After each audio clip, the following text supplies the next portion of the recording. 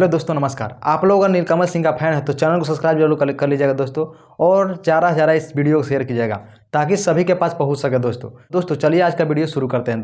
दोस्तों आप लोगों के बीच दिखाई देता होगा डिस्प्ले पर दोस्तों, नीलकमल भैया के साथ बहुत लोग फोटो खिंचवाए हैं दोस्तों। इसका राज आप लोग जानने के लिए वीडियो को पूरा देखिएगा दोस्तों, क्योंकि ये देखिए नीलकमल भैया ऐसा अभी काम किए हैं दोस्तों। बहुत जल्द आप सबके बीच बवाल होने वाला है दोस्तों। जो उसमें काम करेंगे अंकुश राजा, नीलकमल सिंह और तमाम कलाकार, जितना भी कल्लू जी हैं, जैसा कि इस नीलकमल भैया के साथ बहुत जल्द काम करने वाला है दोस्तों। आप लोग इनको ज़्यादा से ज़्यादा सपोर्ट कीजिएगा दोस्तों, ताकि सभी सिंगर के साथ सपोर्ट बनाए रखें।